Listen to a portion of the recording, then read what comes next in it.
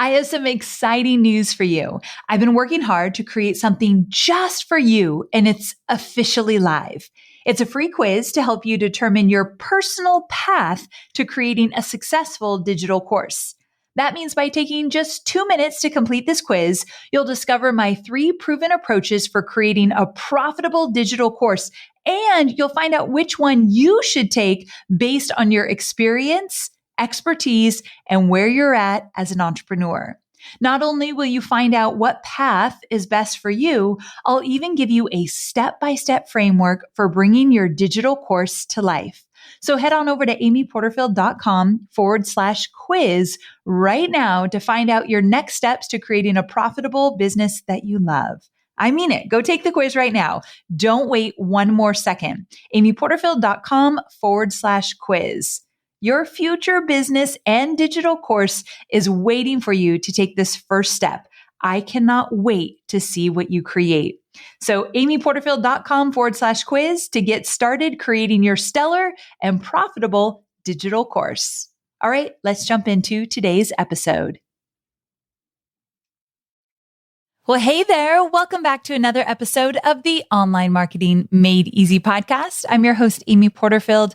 And today I'm sharing with you one of my biggest regrets after 10 years of building and growing and scaling an online business. So here's what it is. I regret not putting more focus and personal training and attention to being a better leader on my team. Now, don't get me wrong. I'm not saying I've done it all wrong. I'm not even saying I'm a terrible leader or a not so good leader. I think I can hold my own. However, over the last year, I've realized that in order to grow my business the way I want to grow it, at the pace I want to grow it, I need to be a stronger leader.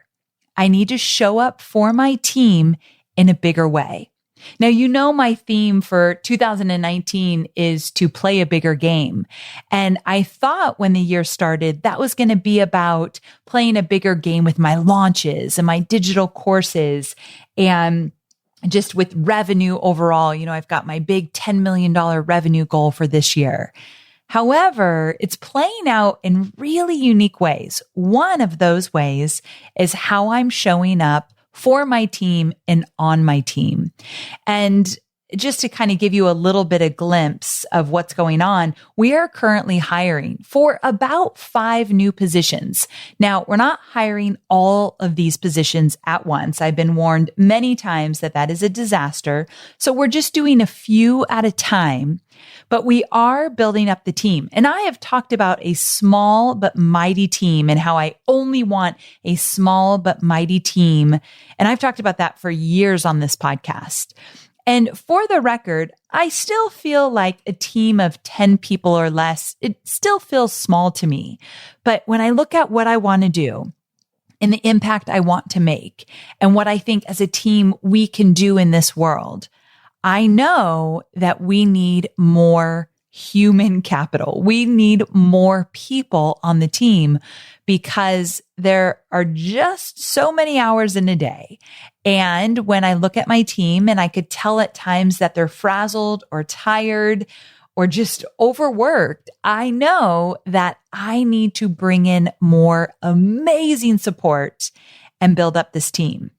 So that has been a focus over the last few months. We've done a lot of hiring, a lot of interviews, a lot of investigative work in my business as to where we need more people and what those people will be doing and how they'll be leading inside of the team. And so that has been a huge focus. But as we've been starting to grow the team, I've realized, oh, whoa. Like my job as the owner of the business, the CEO, the visionary, my job is to take care of this team. And I've never put a big focus there. I've always thought of my students, which I think about all of you every day, and I always will. I always think about my students. I always think about the business, the bottom line, but I haven't put a lot of attention into my team members. And that is all changing now. So here's where I want to take this episode. I recently attended EntreLeadership. It's an event put on by Dave Ramsey's team. It happened to be in San Diego. It was over 3 days. One of the speakers happened to be one of my favorite female entrepreneurs on the planet, Sara Blakely of Spanx. And so Chloe suggested that we attend. And so together, the two of us attended EntreLeadership, and you guys, it was one of the best events I've ever attended. I didn't even know what to expect. And I wasn't even sure if it was a good event for me to go to. Is this really what I should be doing? Quite honestly, I was busy and wasn't totally paying attention when Chloe signed us up, but I trust her judgment. So I said, I'm going to go. And holy cow, it blew my mind. Now, I won't get into all the details about how they take care of their participants at a level I've never seen, or the fact that their workbook had a hardcover that was beautifully done. Those kind of things are important to me. Beautiful name tags. We got preferred seating. It was an amazing experience as a participant, but that's an episode for a different day if we were talking about live events and how to make them great. But let's just talk about the content. It blew my mind. It was all about being a better leader. And I'm going to share my biggest takeaways that you can then learn from as well. So this is not going to be just all about what I loved. I'm bringing to the table some of the biggest takeaways from this event that you can apply to your business right away, whether you are still a one man or one woman show, or if you are starting to build that small but mighty team. I want to share some takeaways, but also some of the lessons I've learned along the way, the hard way. So hopefully you don't have to learn the hard way as well. So that's what today's episode is going to be about. And throughout this episode, I'm going to give you some of my favorite leadership book recommendations that I'm currently devouring in case this is something you might be interested in as well. Let's talk about that. Right now, you might be thinking, Amy, I have a VA. I am not thinking about building a small but mighty team, or I'm not thinking about leadership. Are you kidding? I've got to get my first funnel up, or I haven't even started growing my email list, or Amy, I'm in Digital Course Academy. I'm trying to finish my digital course. I can't think about leadership or hiring or building a team right now. Yeah, that's how I was as well. 8, 9 years ago, I would have laughed at you if you said, Amy, pay attention to being a better leader. I literally would have said, who has time for that? I'm going to have a small team. They're going to be fine. And I've gotten lucky that I have been okay through the years, but I've had some pain with hiring and team members and just that whole thing of building a team and not having enough people or the right people on the team. I have felt that pain. But more so than anything, let's just take the pain out of there. Maybe you're not feeling immense pain right now. Let me tell you what can happen. If you do focus on becoming a better leader and running a more streamlined, strategic team that can do amazing things for you and your bottom line and your students, you can make more money. You can make a bigger impact in this world. You can do things that you never even thought was imaginable. I really have realized throughout the last year or so that if I can foster, if I can create, if I can build amazing team members, if I could build them up and make them feel empowered and give them the authority to make really big decisions in my business, we can go so much farther. We can do so much more. And it's a whole lot more fun. So if you want to do bigger things in your business, if you're on board with me this year to play a bigger game, if you want to have a business that's sustainable and always growing and making the big bucks, we've got to focus on your leadership skills, and we must focus on your team, and specifically how you lead that team and how you find people and hire people.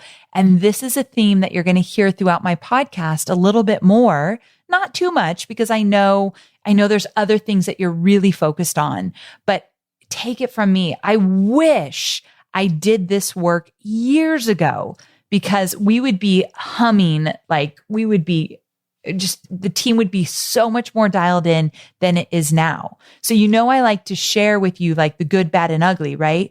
Well, right now we are understaffed and overworked on my team. And right now I think that we've kind of got it under control in terms of the overworked. We've taken some stuff off the calendar so that my team can breathe. But with that, as a visionary, like when you hear I've taken projects and campaigns and promotions off the calendar, does your heart beat a little bit like mine does? Like, oh, that just kills me. There are things that I want to do so bad that I can't do just yet. I actually, as a team, I shouldn't say as a team, we wanted to launch our membership site sooner. I couldn't do it with the number of people on my team and the other projects that we were focused on. And we have a motto on my team. We go all in or we don't do it. Like we do it right, we do it well, or we just don't do it because doing a bunch of things in a mediocre way is just not going to cut it for me. And so because of that, we've chosen just a few projects and we go all in. Well, if I had some more support on the team, if I had some more key players, decision makers, leaders on the team, I could be doing some of the stuff that I really want to get to. And so, as a visionary, as a creator, probably you and definitely me and my business, like we want to go, go, go.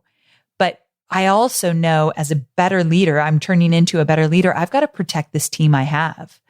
So they want to do all the big things too, but like there's only so many hours in a day and they have lives and families and they want to do things outside of work.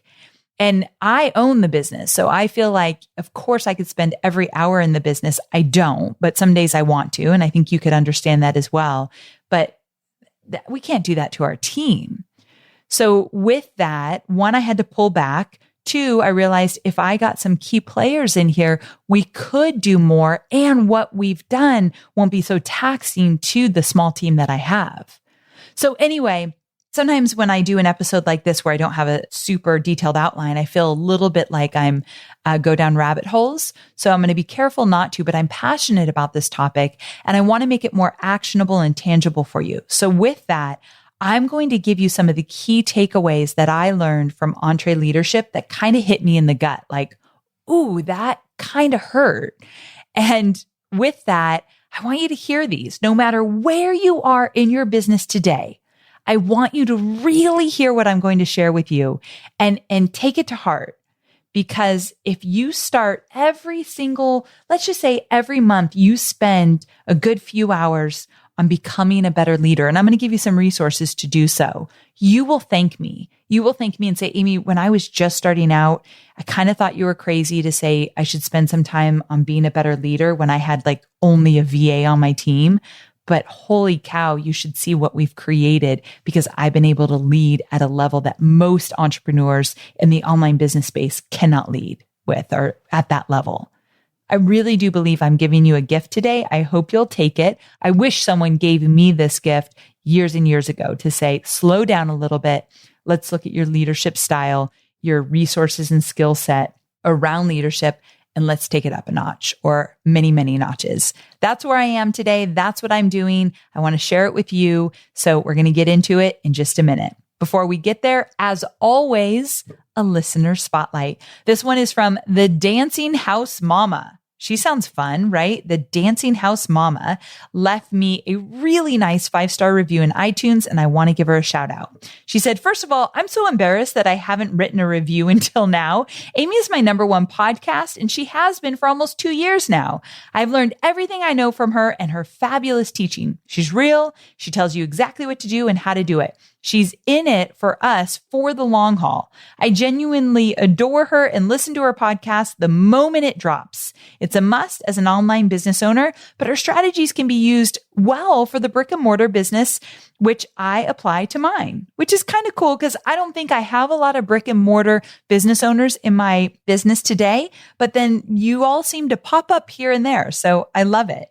So she says, you won't miss a moment of your time listening and learning from Amy. Keep it up, girl. You're crushing it and paving the way for so many. Thank you for being bravely you. Well, thanks for the amazing shout out. It means the world to me. And I want you to know that when I read this, it just kind of gave me a huge smile. So the Dancing House Mama, here's a shout out to you. All right, guys, one more thing. This episode is brought to you by my free list building masterclass. And oh my goodness, it is so good. So chock full of value that you do not want to miss it. amyporterfield.com/list building. So if you've been struggling to build your list, if you know you need an email list, but you just don't know where to start, or it's just a huge pain in the butt for your business, you got to get on my free masterclass. This is one thing I know really well. So amyporterfield.com/list building. I will show you how to get started. Good? Okay, so I won't make you wait any longer. Let's get to it. Okay, as I mentioned, I recently attended Dave Ramsey's live event in San Diego, EntreLeadership. And there were multiple speakers, some of my favorite, of course, Dave, and also Patrick Lencioni. Oh my goodness, I am obsessed with that man. We'll get to him in a moment. And my favorite, Sara Blakely of Spanx, and her husband, Jesse Itzler. It was my first experience with watching him do his thing. So we're going to talk about him as well. But each of these speakers shared different lessons that kind of hit me in the gut, and not in a good way. So as they were sharing their lessons and their strategies, I realized, holy cow, I am not showing up as the leader that I need to be in order to get to the place in my business that I want to get to in terms of the big, scary goals that I've set for my business and for my team, the impact that I want to make, the amount of money I want to make, the big projects that I want to do. The type of leader I am today, it's not going to cut it. And I have to up level. And so I mentioned this in the intro, but you can apply these takeaways today, even with a small team, so that when you start to build out a bigger team, you're already ready for them. You are already the leader that can empower and build a smart, strategic team. You're the leader that can cast the vision and your team just gets it. And it's clear and it's concise. We're going to talk about all of that, but that's not necessarily the leader I am today. I'm getting there, but I've got some work to do. So I wanted to share my takeaways that kind of hit me in the gut, and I want you to apply them sooner than later in your business. I promise you it can make such a difference. Okay, so are we ready? This first takeaway was shared by Dave Ramsey when he was on stage on day one. And he said, organizations are never limited by their opportunity or their team. They are limited by their leader. And when I heard that one more time, organizations are never limited by their opportunity or team. They are limited by their leader.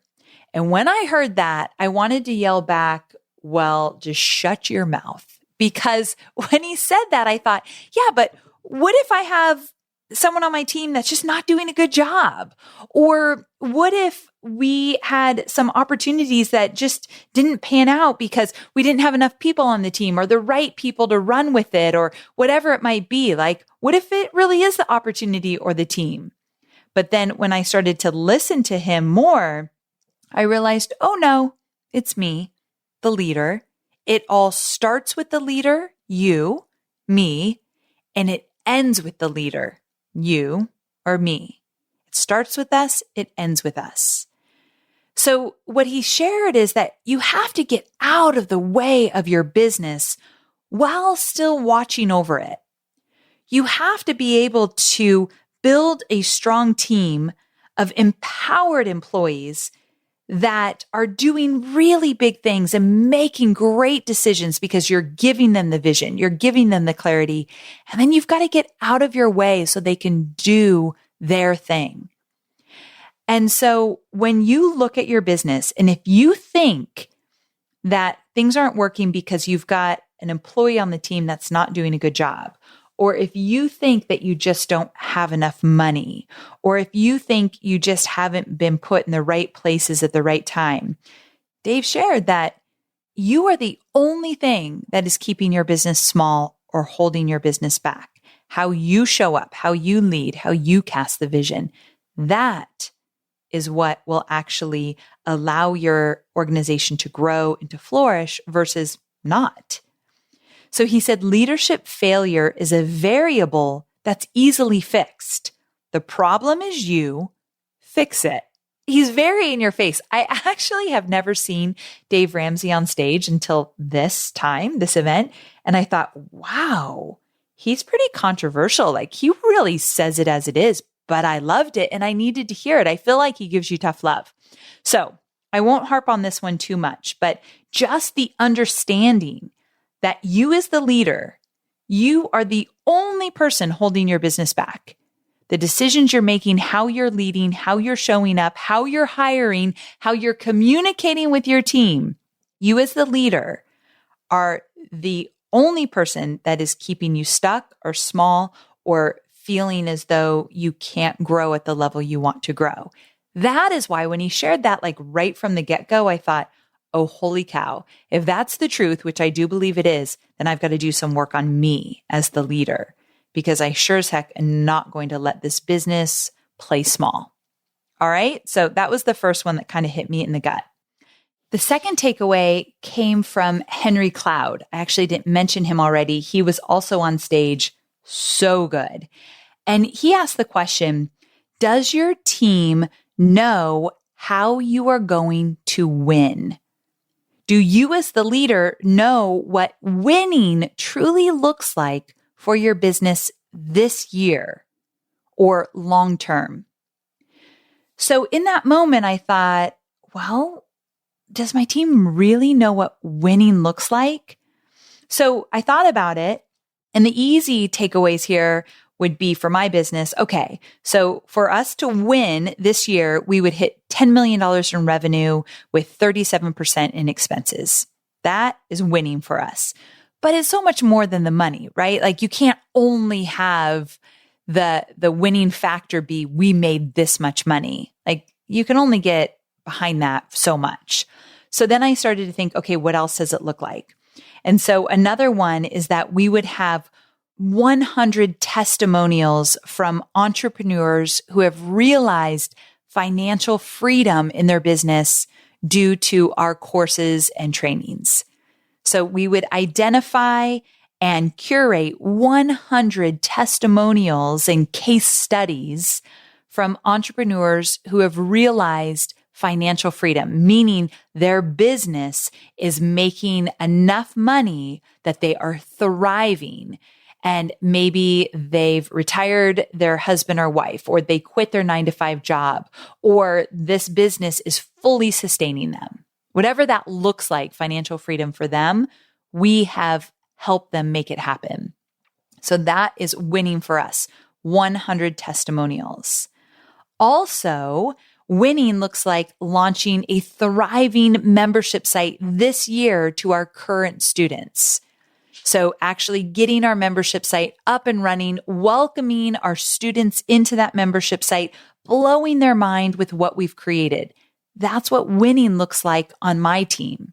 And I could go on. And actually, I shouldn't go on and on. There shouldn't be that many factors. It should be really clear that if I were to ask anyone on my team, what does it look like for us to win this year? Like, what does winning look like for us in 2019? They should be able to tell me. And I don't think that would be like the easiest question for my team because I haven't communicated it in that way. I think they could probably get really close. We've talked a lot about our goals this year, but what does winning look like on your team? And I want first you to define it just for yourself. So this year, we are winning if this is happening. And then when you get clear, and hopefully it's a pretty short list so your team can really get behind it, share it with your team. And here's something that I heard almost all the speakers say. Share it, and then share it again, and then share it in a different way, and then talk about it, and then talk about it some more. Like this over communication has been a theme throughout all the business books and leadership books that I've been reading, and also what was shared on stage at this event. This over communication, but like in a really positive way. It's not enough to say it one time. And most of your team members will fully miss it if you say it one time or in one channel. So say it in different ways, say it across different channels, whether it be Slack or email or live calls or whatever it might be. but what does winning look like? And then communicate that to your team. I thought that was a really good one. Okay, here's another one. Oh, this one is so big on my team. It's something I have to really work on. And I'm going to give you a book recommendation that we are loving.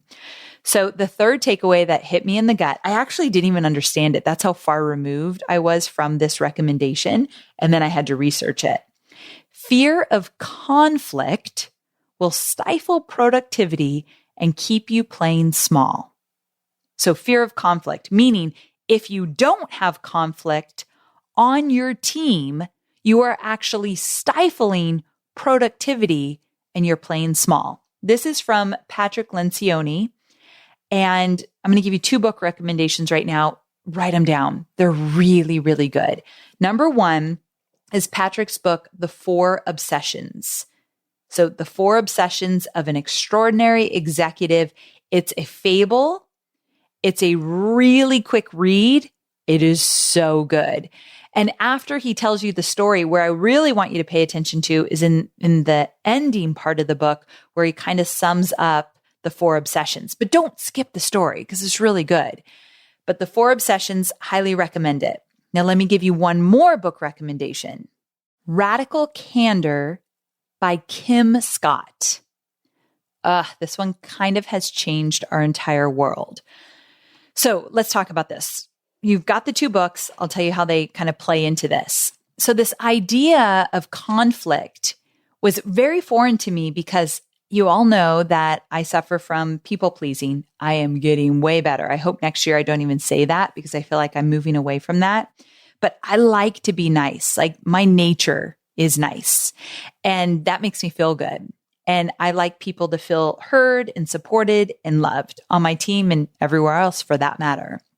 But what happens is that if I foster this team, or if I foster this feeling of always being nice and only talking about the good stuff and encouraging everybody else to be nice to each other and say nice things, if I foster that on the team, nobody is sharing their opinion if it's different than what's been presented.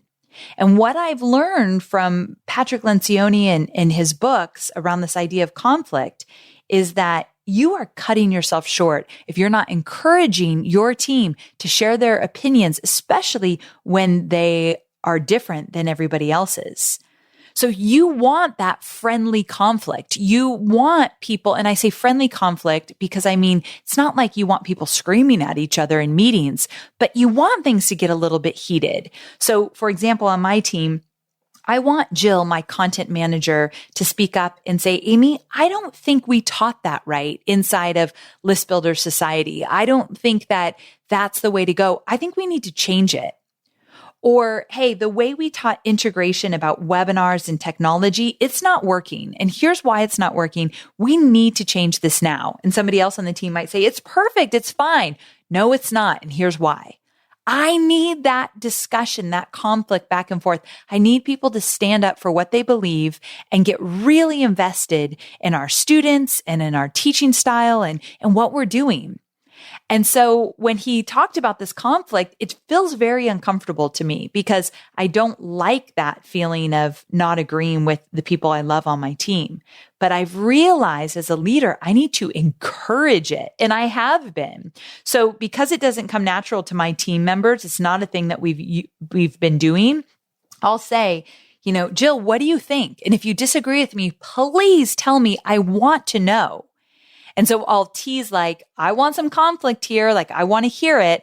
I have to bring it up with them because it's my fault. Remember, it all comes back to the leader that they're not doing that. I've never encouraged it.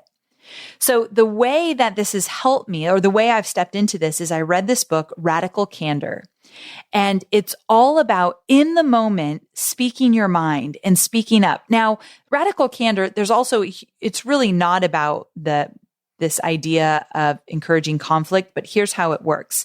It's about communicating with your team when things aren't going right. And Radical Candor is about speaking up in the moment with compassion in heart, but with honesty and without holding back and trying to be nice. And so let's say if somebody were to be let go on my team, if we practice radical candor in the moment, things aren't going right. Here's what didn't go right. Here's why it didn't go right. And here's what I need you to fix. If we practice that in the moment, when somebody is let go, there will be no surprises. We have communicated and over communicated what is needed, what's not working right, what we need to change. And if it doesn't change, then the person is let go, but there's no surprises. And so actually, and I know you might think I might be on two different topics here. Let me bring them together for you. We first started practicing radical candor. And I needed this because I needed to be more upfront and frank and blunt with my team. And I even said, guys, I can't always be nice, even though I want to be. So you're going to hear me be very direct and bring up things that are not working in the spirit of let's fix this and make it better.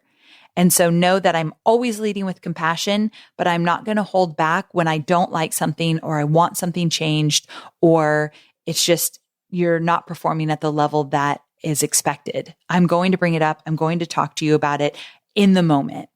So first of all, that's so refreshing for a team because they never have to guess what I'm thinking or feeling. I have committed to just say it.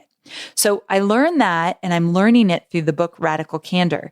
But then when I learned from Patrick about this idea of you want conflict in your team, the book Radical Candor allowed me to ease into this idea of conflict on my team because it's all about being honest and open and not always worrying about being nice and making everyone happy. That is not my job as a leader. And if we get really into this, like I won't go down a rabbit hole. However, I also come from a place that everybody needs to manage their own thoughts and feelings on my team. Like you've got to manage your emotions. And so if I hurt somebody's feelings, I know that they can manage those emotions. They can deal with them and think, okay, what am I thinking that is making me feel this way? And so it's not about Amy saying what she said. I'm making it mean something.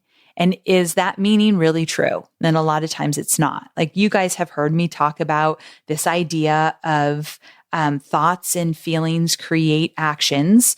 And so with that, I encourage my team to manage their own thoughts and feelings. So I don't have to worry about that. And that's very freeing. And it's something that we're just slowly but surely working on. But that knowing that they can manage their own thoughts and feelings, and they are very aware of when they're making up a story in their head, making it mean something that it doesn't mean. So that when I'm open and honest and frank with them, I know that they can handle it. So this is a big discussion, I know, but I wanted to share this with you because this is allowing me, this book, Radical Candor, and this idea of fostering conflict on the team. It's allowing for a more honest team and a team that troubleshoots and tries to get to the best of the best that we can be.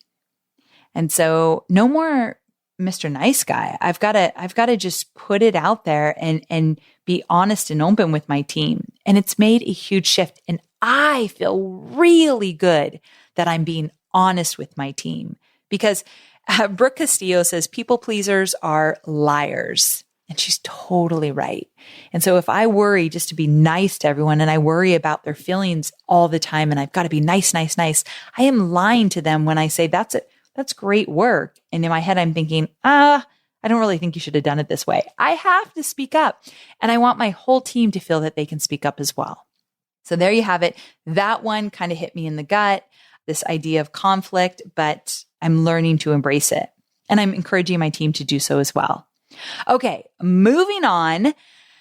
This is also a Patrick Lencioni strategy here, and he talks about hiring people that are humble, hungry, and smart.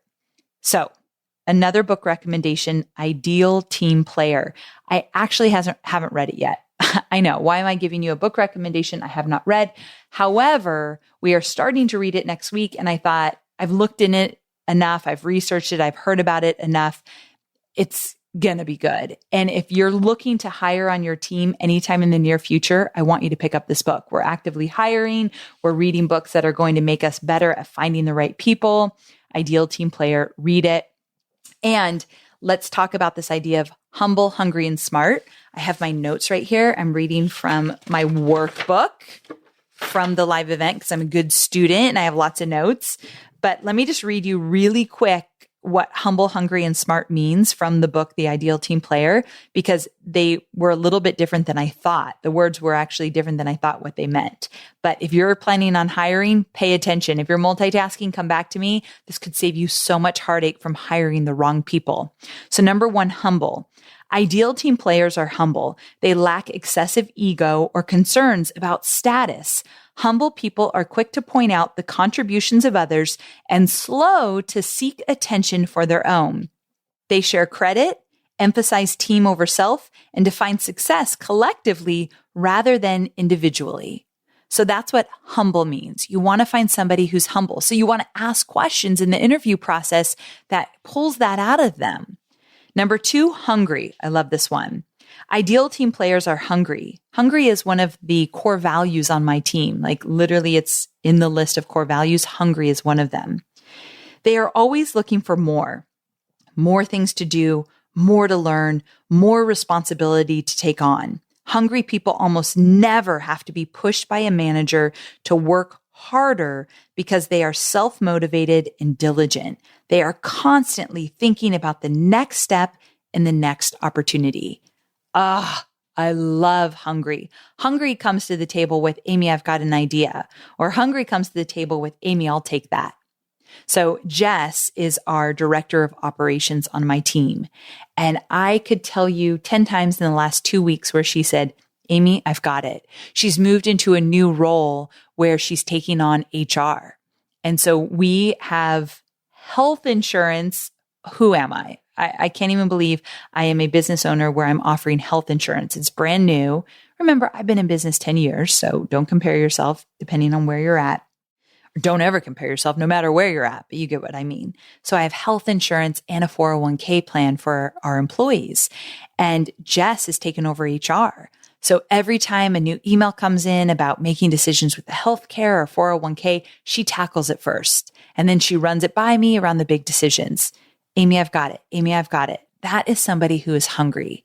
And believe me, it is incredibly refreshing considering there's not enough hours in the day for me to take that on right now. So that's a really cool thing to have on your team. And then finally, smart. Now, the smart was different than I thought. So let me share this with you. Ideal team players are smart. They have common sense about people. Smart people tend to know what is happening in a group situation and how to deal with others in the most effective way. They have a good judgment and intuition around the subtleties of group dynamics and the impact of their words and actions. So notice that smart is not about being super skillful or knowledgeable in their role. In fact, Patrick mentioned that that's like not the first thing he's looking for when he's hiring. He wants somebody who, again, they have common sense about people. That goes far. When you can dial in and you know what's happening in a group dynamic and you are very keen or very aware of how people operate and what makes them tick, that's a whole other ballgame. Imagine if everyone on your team had that type of sensibility. Pretty cool, right? So humble, hungry, and smart. Pick up the book, The Ideal Team Player. I will be reading it starting next week. And one more thing I want to add in terms of hiring, we actually use the Kolbe to learn more about our potential candidates. So KOLBE, there are tons of different assessments that you can use in the hiring process. By law, you can't use an assessment to make your hiring decision, but you can use it as one of the tools. And so the Kolbe allows us to understand more about how a person works. And I won't get into all the details. I bet Michael Hyatt, he's got to have a podcast episode about this because he actually taught me about the Kolbe. But anyway, you can check that out. However, when you do personality assessments with potential hires, what I love about them is that they allow for a conversation to happen. So here's one example. In the Kolbe, one of the things it tests against is if you are a quick start. So if you've got a lot of ideas and you can jump on those ideas and make things happen. And we were looking to hire somebody who was not a quick start, but I felt like she needed to be in the role. And so I had the conversation with her and I said, look, here's what the role entails. This is what's going to be needed. And we want you to come to the table with a bunch of ideas. I don't want to be the only person thinking of ideas for the business. So we're looking for a lot of ideas, which is one of the characteristics of someone who's a quick start. And she said, listen, my nature is that I'd like time to think about it. And I'd like to kind of collect all the facts and think about what the situation calls for. And I'd like to have time. However, I've never had a job where I have had the luxury of time to really think it out. I've always had to think on my feet. I've always had to come up with ideas in the moment. So I am very capable. Here's 3 examples of that. And I am very willing to do that. But if I had it my way, yeah, I'd have more time. And I love the honesty of that. We would have never had that conversation. I would have never understood her at that level if the assessment didn't tell me something about her and then I got to ask questions about it. So that's how we use assessments. They're conversation starters and they're really helpful. Okay, so moving on. Are we ready? The next one is from Jesse Itzler, and he is Sara Blakely's husband. I'm sure he doesn't love to be introduced like that probably all the time, but you all know I love Sara Blakely of Spanx. I love how she runs a business. I love how she got her start. We're going to talk about that in a moment. So her husband actually spoke before her. And I actually made this an Instagram post the night that I returned from EntreLeadership, but I'm going to share it with you here as well. When he was on stage, he shared this motto, and the motto was, remember tomorrow. And he said, any decision you make today, ask yourself, how am I going to feel about this tomorrow? So again, the motto is remember tomorrow. And any decision you make today, ask yourself, how am I going to feel about this tomorrow? And you can do this in your personal life, your business life, but we're talking about being a better leader. And obviously, you know, in order to be a better leader, there's so many mindset shifts that we need to make. And I think that as a leader, I want to show up as someone who does what she says she's going to do. And I think that's a very good example for my team. And so if I say I'm going to do something and then I think, you know what? I don't feel like it today. I don't want to do this today. If I say I'm going to record this podcast episode, when I sit down, I usually 99% of the time am not in the mood to record a podcast episode because my mind's wandering. I want to do something else. Something sounds more fun. No, I told my team that I was batching my podcast. When we batch, we do 6 episodes in 2 days. So I said, I'm doing it. This is the 3rd episode of the day. And I genuinely was thinking, I told my team I was going to get it done. So if I don't do this, then the next time they are thinking about getting something done and don't feel like doing it, they're not going to do it. Like, I am the leader. There's a reason why it's called follow the leader. You got to be an example. You have to be a good example, a stellar example for your employees. So when Jesse shared this, I started to look at everything I'm doing. So we've started to implement the full focus planner. I know many of you, I've talked about this before. I stopped using it for a while, kind of out of laziness. And I was using just a pad of paper where I wrote down from 5 a.m. till 5 p.m. everything that I committed to get done. And there's an element of that in Full Focus Planner. So I kind of got it from there. But I recently went back to the planner and I'm using some of the extra features in there to kind of evaluate my day, evaluate my week, and plan out the day and the week in advance. And so I do it every day before the end of the day. I do it for the next day. And sometimes I don't want to, but I think I've asked my team to do the same. So if I don't do it today because I don't feel like it, how am I going to feel tomorrow morning when I wake up and I didn't actually stick with my commitment and I wasn't a good example to the team? So I just want to ask you, ask yourself really, where are you not being true to your word and how is that maybe affecting your team? Or if you don't have a team yet, nip it in the bud now for you so that when your team comes, they look at you and they're like, damn, that girl follows through. I think the biggest compliment I could get right now if someone said, when Amy says she's going to do something, she does it. She sticks to her word. She walks the talk. Like she is an example of somebody who just gets it done no matter what. And that to me is, as a leader, That is a really big compliment. And that's what I want my team to say about me. So I got to show up and I got to change my ways because believe me, I'm all about, I just don't feel like it. I don't want to do that right now. Can you relate? So anyway, Jesse just reminded me, nope, not going to happen. True to your word. I feel like that's one of the best qualities we can have as a leader. Okay, we're in the home stretch. The final takeaway is from Sara Blakely of Spanx. And she shared that she went door to door, office to office, selling fax machines for 7 years.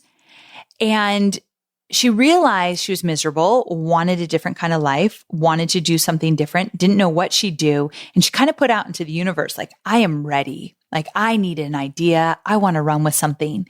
But the idea of Spanx cutting out the feet of her pantyhose, if you know her story, that's where it started. Some of you who don't are like, what the heck are you talking about? But just go with me. The idea of Spanx came to her 2 years later. So she wasn't born with the idea. She didn't know she was going to be an entrepreneur and do what she's doing. She kind of had to wait till that idea came to her. And then, of course, she ran with it. So I thought that was interesting. I wanted to share that with you, but that wasn't my big takeaway. My big takeaway is the girl was scrappy. She was a hustler. And I'll tell you why in a second, but I want to encourage you to never be so proud to get your hands dirty, to get in there, to do the work. Just because you're the leader, just because you own the business, doesn't mean, especially in those early scrappy years, that you don't have to dig in. So in her early years, she shared that she would get on a plane and she would do like a department store tour. No one asked her to do it. No one said she had to do it. But let's say she got into a department store with her product. She'd go there. She'd meet with the team in the morning, do like a rah-rah, like, let me tell you about my product. Let's do this. Let's get excited. And then she'd stay there. And when people would start to look at her product, she'd talk to them and offer recommendations. Like, she got in the store. She wasn't being paid to be there. No one told her she needed to be there. She just felt like she needed to be close to the action, especially in those early years. I thought that was really scrappy and really cool of her. Also, she was in this tiny little apartment. And she got a really big break where Oprah said that Spanx was one of her favorite things. And so she got to be featured on Oprah, which is like everyone's dream with a physical product, right? But they came to her apartment and they said, we'd love to film you having like a board meeting. And she's like, well, this is the factory. Like, this is where I do stuff. And so she called up some of her girlfriends and said, can you come over and let's pretend we're having a board meeting? And so they came over, sat on her floor, and they just kind of talked about the product while the Oprah team took some B-roll footage. Like, she just had to make it work. Even when Oprah was calling, she was still small potatoes in terms of still working out of her living room, not really having a team. Like, she just made it work. So I wanted to end with this one because I think that grit is admirable. I think that it's very much needed today. And you can never be so proud to get your hands dirty and to get in there and to make it work. No matter where you are in your business, at what level, what you're doing, sometimes we've got to roll up our sleeves and just get in there and do what others are not doing. And I think that was probably the biggest takeaway when I'm looking at becoming a better leader and I want to up my game. I look at Sara and I think she does things that others don't. And she's willing to experiment and try new things. And she's really quirky and silly, and that's okay. She just kind of does it her way. But I think as we develop as leaders, we've got to find our own leadership style. And it's probably going to look really different from somebody else that you admire or that you think you should be like. So I wanted to end this episode by saying, I've given you some leadership insights, some things to think about. I've given you some resources, some of my favorite books I want you to check out. But at the end of the day, I do want you to give some thought, and I'm doing this as well, right alongside with you. I want you to think about the kind of leader you want to be. Like, what would you love your team to say about you? That's an exercise I'm doing right now. Maybe just if you take one takeaway from here today, like do one action item, do this one. Write down 3 things you would love your team or your team in the future, maybe in a few years when you have a team.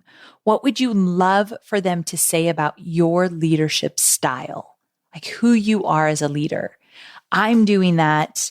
And I already shared one of them with you. Like I want them to say she's a girl that walks the talk. And if she says she's going to do something, she makes it happen no matter what. I want to be that kind of leader. But there's other things that I want to do. Like I want my team to say, our vision is crystal clear because Amy has a really unique style of sharing it in a way that feels doable and we can understand it and we can get behind it and we can get excited about it because the way she shares it and the frequency of how she talks about it and when she talks about it and where she talks about it, it just works for us. So at any given time, if you were to ask us, where are you going? What does it look like to win? What's the vision of the business? Why do you do what you do? We can rattle it off. That's what I want a team player to say. We can say it in an instant. I want them to say that. I don't think anybody on my team would say that right now, but I'm getting there. So patience. I got to tell myself, patience, Amy, we're getting there. So anyway, there you have it. I just shared with you some of my key takeaways.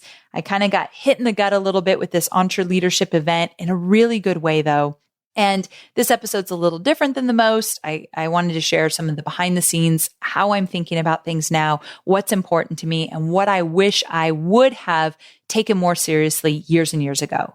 I wish I was in leadership trainings, going to leadership events, reading leadership books years ago, and I wasn't.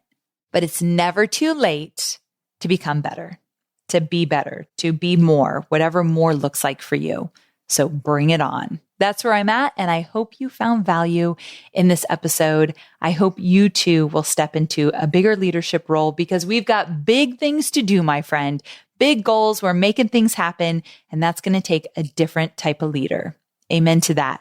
All right. So we'll go ahead and wrap this up. Remember that this episode is sponsored by my free masterclass all about list building. So go to amyporterfield.com/list building if you want a free class to get started with what it takes to grow your email list. Let this be your final year of saying, but Amy, I don't have an email list.